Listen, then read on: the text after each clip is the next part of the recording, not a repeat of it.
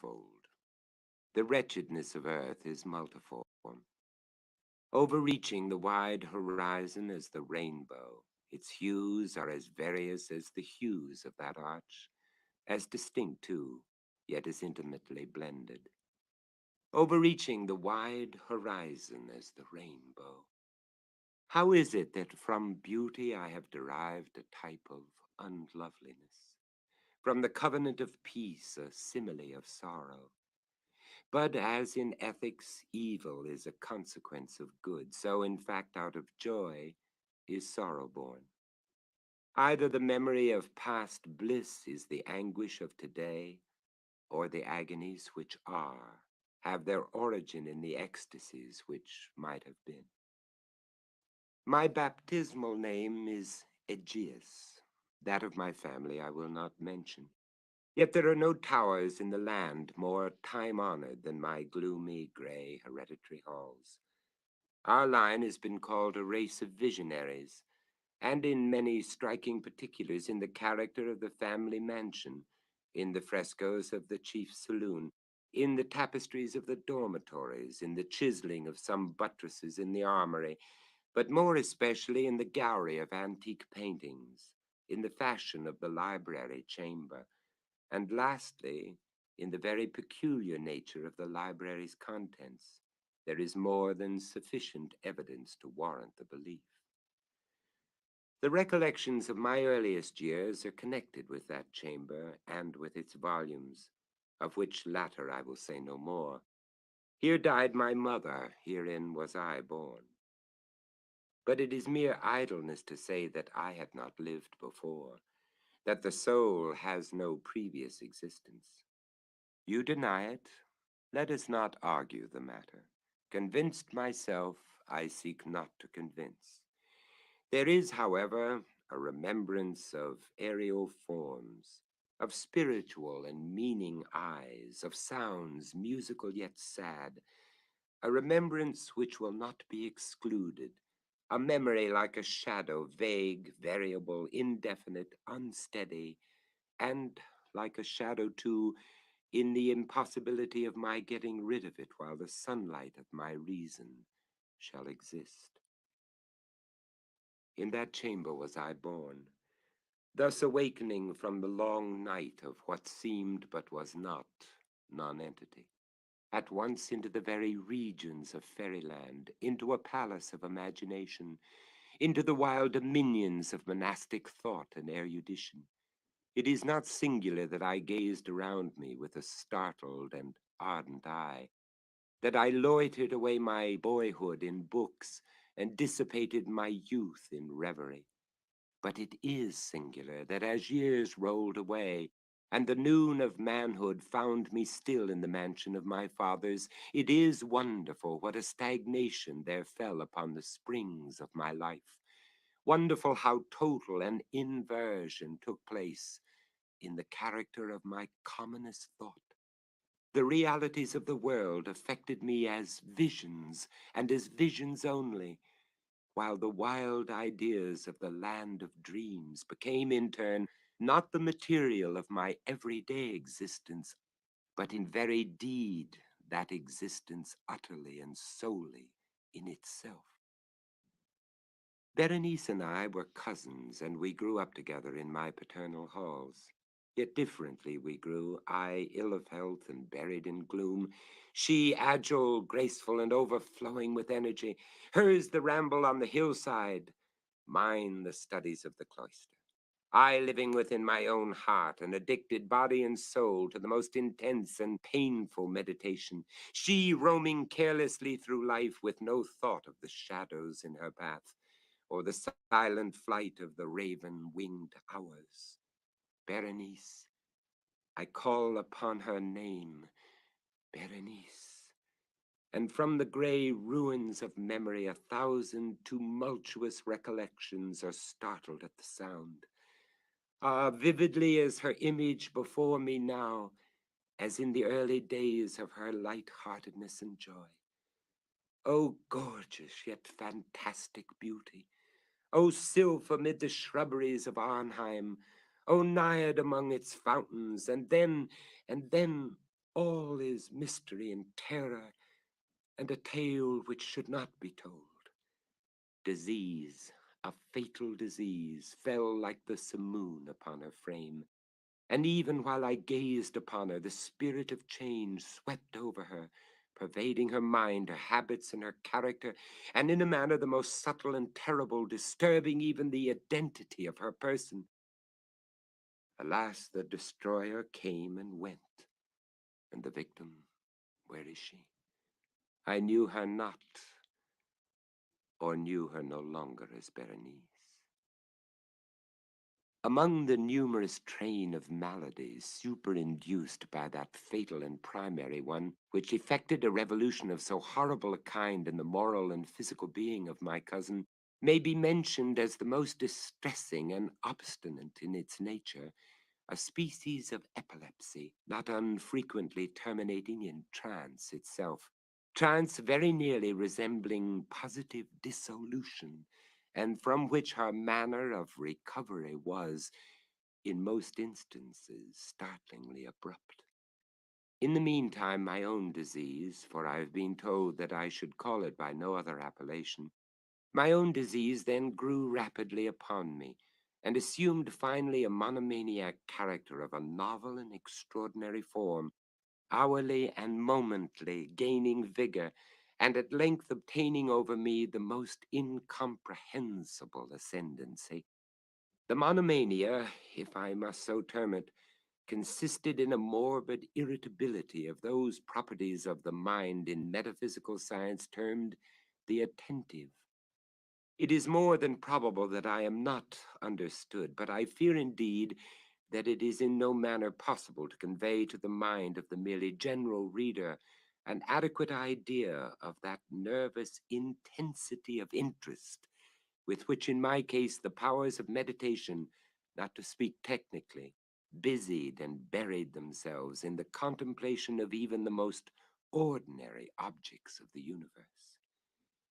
To muse for long, unwearied hours, with my attention riveted to some frivolous device on the margin or in the typography of a book, to become absorbed for the better part of a summer's day in a quaint shadow falling aslant upon the tapestry or upon the floor, to lose myself for an entire night in watching the steady flame of a lamp or the embers of a fire, to dream away whole days over the perfume of a flower, to repeat monotonously some common word until the sound, by dint of frequent repetition, ceased to convey any idea whatever to the mind, to lose all sense of motion or physical existence by means of absolute bodily quiescence, long and obstinately persevered in. Such were a few of the most common and least pernicious vagaries induced by a condition of the mental faculties not indeed altogether unparalleled, but certainly bidding defiance to anything like analysis or explanation. Yet let me not be misapprehended. The undue, earnest, and morbid attention thus excited by objects in their own nature frivolous must not be confounded in character with that ruminating propensity common to all mankind, and more especially indulged in by persons of ardent imagination. It was not even, as might be at first supposed, an extreme condition or exaggeration of such propensity, but primarily and essentially distinct and different.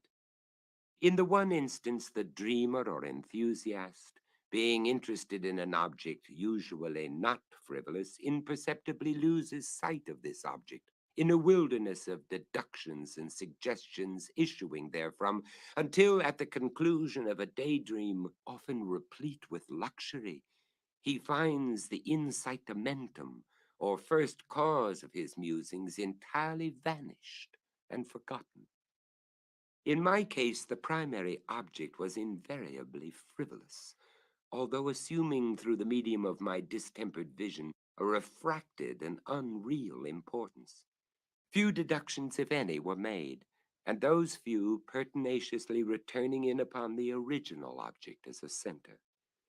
The meditations were never pleasurable, and at the termination of the reverie, the first cause, so far from being out of sight, had attained that supernaturally exaggerated interest which was the prevailing feature of the disease. In a word, the powers of mind more particularly exercised were with me, as I have said before, the attentive, and are, with the daydreamer, the speculative. My books at this epoch, if they did not actually serve to irritate the disorder, partook, it will be perceived, largely in their imaginative and inconsequential nature of the characteristic qualities of the disorder itself. I well remember, among others, the treatise of the Italian noble Collius Secundus Curio, De Amplitudine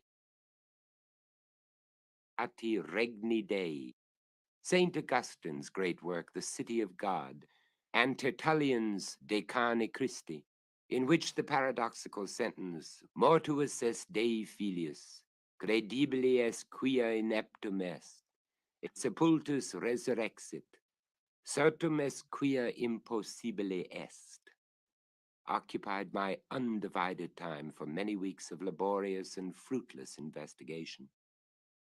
Thus it will appear that, shaken from its balance only by trivial things, my reason bore resemblance to that ocean crag spoken of by Ptolemy Hephaestion, which, steadily resisting the attacks of human violence and the fiercer fury of the waters and the winds, trembled only to the touch of the flower called asphodel. And although to a careless thinker it might appear a matter beyond doubt that the alteration produced by her unhappy malady in the moral condition of Berenice would afford me many objects for the exercise of that intense and abnormal meditation whose nature I have been at some trouble in explaining, yet such was not in any degree the case. In the lucid intervals of my infirmity, her calamity indeed gave me pain, and taking deeply to heart that total wreck of her fair and gentle life, I did not fail to ponder frequently and bitterly upon the wonder-working means by which so strange a revolution had been so suddenly brought to pass. But these reflections partook not of the idiosyncrasy of my disease, and were such as would have occurred under similar circumstances to the ordinary mass of mankind.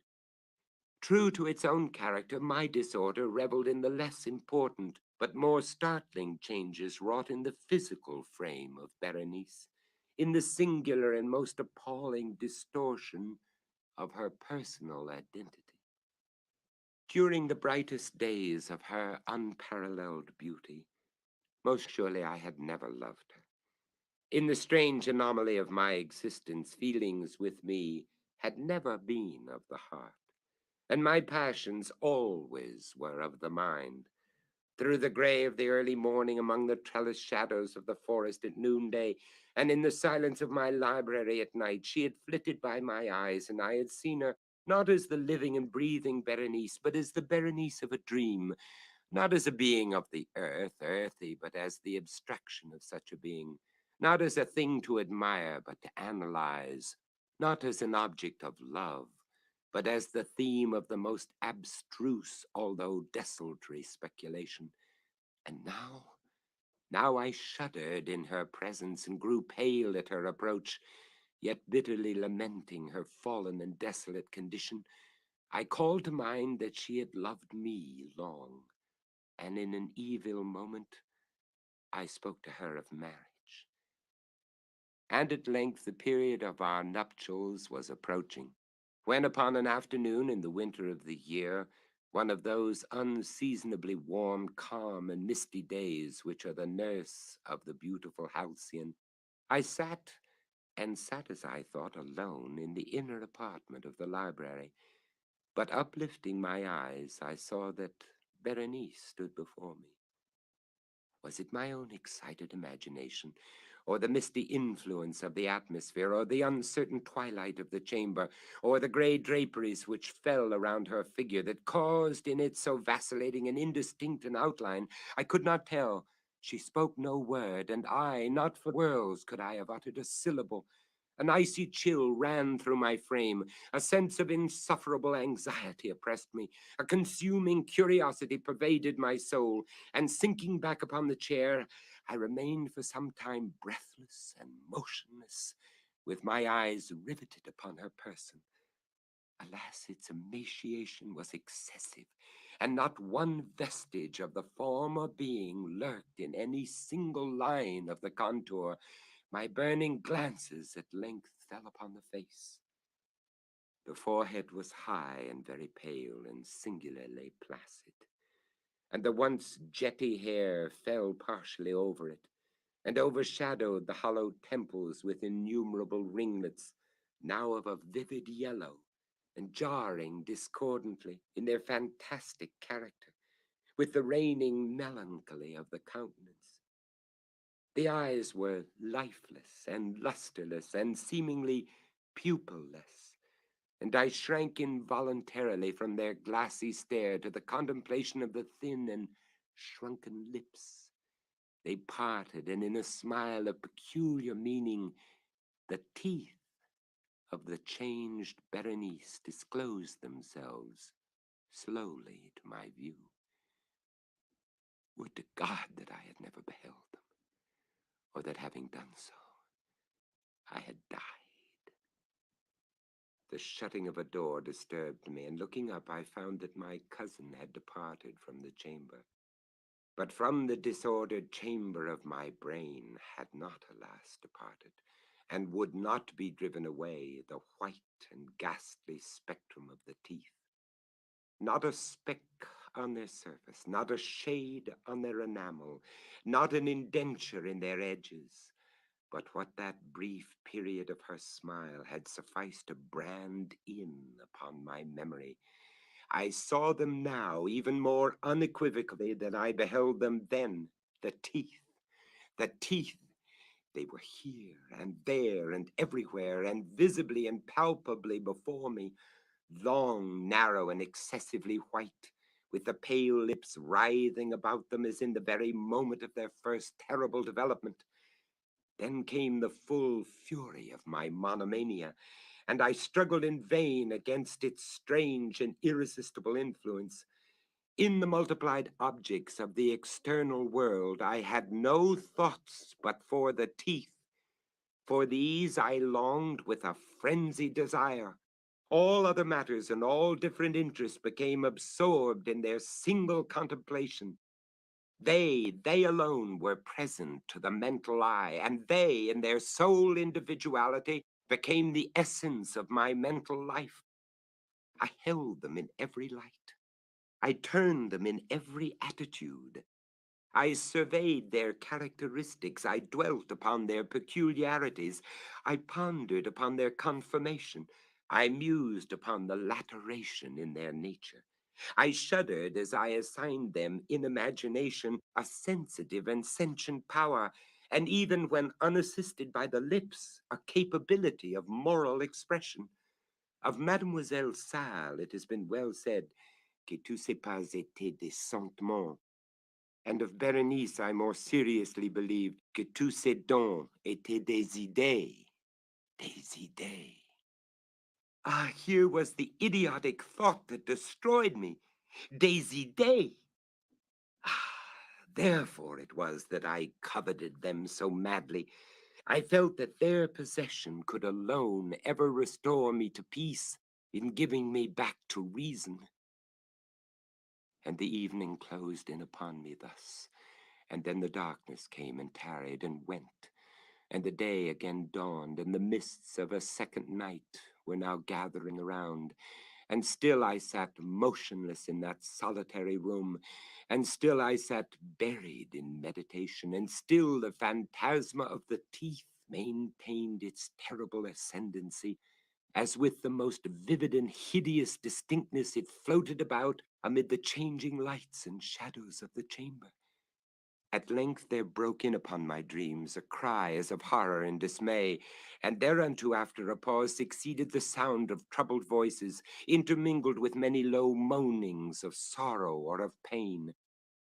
I rose from my seat, and throwing open one of the doors of the library, saw standing out in the antechamber a servant maiden all in tears, who told me that Berenice was no more.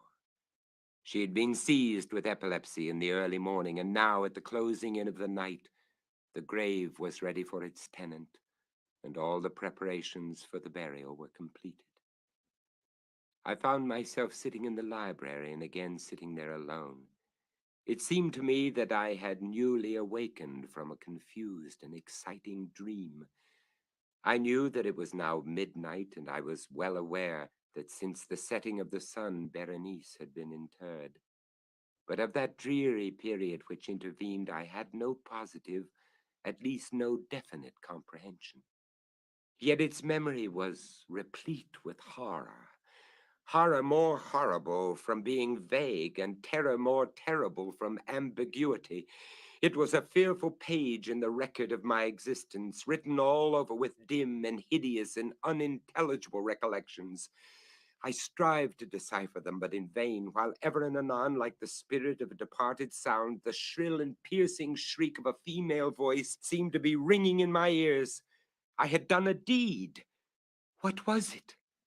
I asked myself the question aloud, and the whispering echoes of the chamber answered me. What was it? On the table beside me burned a lamp, and near it lay a little box. It was of no remarkable character, and I had seen it frequently before, for it was the property of the family physician. But how came it there upon my table, and why did I shudder in regarding it? These things were in no manner to be accounted for, and my eyes at length dropped to the open pages of a book, and to a sentence underscored therein. The words were the singular but simple ones of the poet Ebn Zayat. Dicebant mihi sodales si sepulchrum amicoi visitarum curas meas aliquantulum fore levatas. Why then, as I perused them, did the hairs of my head erect themselves on end, and the blood of my body become congealed within my veins? There came a light tap at the library door, and pale as the tenant of a tomb, a menial entered upon tiptoe. His looks were wild with terror, and he spoke to me in a voice tremulous, husky, and very low. What said he? Some broken sentences I heard. He told me of a wild cry disturbing the silence of the night, of the gathering together of the household, of a search in the direction of the sound, and then his tones grew thrillingly distinct as he whispered me of a violated grave, of a disfigured body enshrouded, yet still breathing, still palpitating, still alive. He pointed to my garments. They were muddy and clotted with gore. I spoke not, and he took me gently by the hand. It was indented with the impress of human nails. He directed my attention to some object against the wall. I looked at it for some minutes. It was a spade. With a shriek, I bounded to the table and grasped the box that lay upon it. But I could not force it open, and in my tremor it slipped from my hands and fell heavily and burst into pieces.